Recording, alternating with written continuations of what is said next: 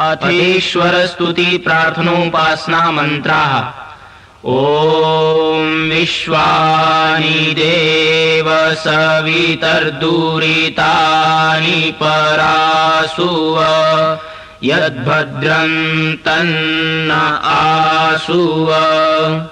तू सर्वेश सकल सुखदाता शुद्ध स्वरूप विधाता है। उसके कष्ट नष्ट हो जाते जो तेरे ढिंग आता है। सारे दुर्गुण दुर्व्यसनों से हमको नाथ बचा लीजिए।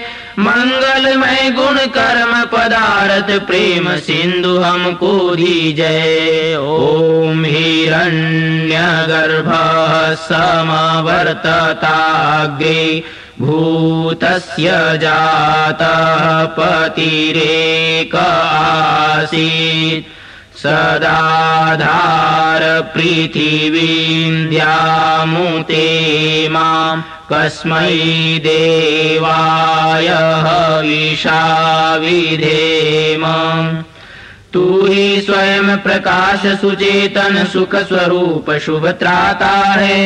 सूर्य चंद्र लोकादिक को तू रचता और टिकाता है।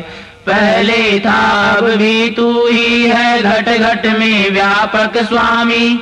योग भक्ति तप द्वारा तुझको पावे हम अंतर्यामी। ओम य आत्मदा बलदा यस्य विश्व उपासते प्रशिशं यस्य देवाः यस्य छायामृतं यस्य मृत्युः कस्मै देवाय हविषा विधेम।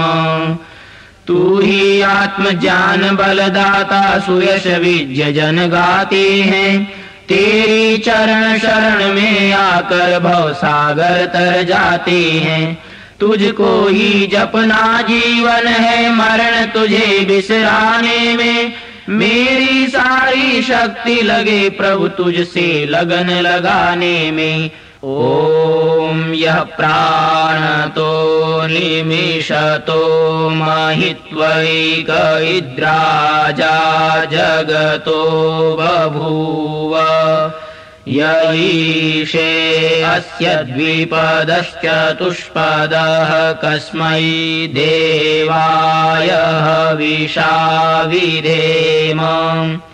तूने अपनी अनुपम माया से जग में ज्योति जगाई है। मनुज और पशुओं को रचकर निज महिमा प्रगटाई है। अपने ही सिंहासन पर श्रद्धा से तुझे बिठाते हैं। भक्ति भाव की भेंटे लेकर तब चरणों में आते हैं। ओम ये नद्यौरुग्रा पृथिवी च दृढ़ा येन स्वस्तभितं येन नाकः। यो अंतरिक्षे रजसो विमानः कस्मै देवाय हविषा विधेम। तारे रविचंद्रादिक रचकर निज प्रकाश चमकाया है। धरणी को धारण कर तूने कौशल अलख लखाया है। तू ही विश्व विधाता पोषक तेरा ही हम ध्यान धरे। शुद्ध भाव से भगवन तेरे भजनामृत का पान करे। ओम प्रजापते नत्वदेतान्यो विश्वा जातानि परिता बभूव। यत्कामास्ते जुहुमस्तन्नो अस्तु वयं श्याम पतयोरयीणाम्। तुझसे भिन्न न कोई जग में सब में तू ही समाया है। जड़ चेतन सब तेरी रचना तुझ में आश्रय पाया है। हे सर्वोपरि विभो विश्व का तूने साज सजाया है। हेतु रहित अनुराग दीजिए यही भक्त को भाया है। ॐ स नो बन्धुर्जनिता सविधाता धामानि वेद भुवनानि विश्वा यत्र देवा अमृतमानशानास्त्रितीये धामन्नध्यैरयन्त। तू गुरु है प्रजेश भी तू है पाप पुण्य फलदाता है। तू ही सखा मम बंधु तू ही तुझसे ही सब नाता है।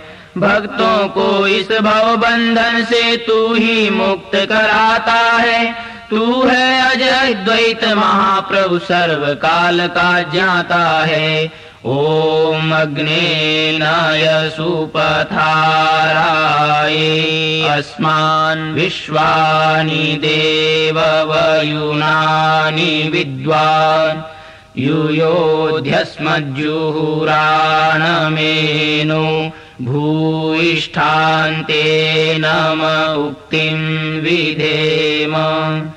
तू है स्वयं प्रकाश रूप प्रभु सबका सिरजनहार। तू ही रसना निश दिन रटे तुम्ही को मन में बसना सदा। तू ही अग अनर्थ से हमें बचाते रहना हरदम दया निधान। अपने भक्त जनों को भगवन दीजे यही विशद वरदान।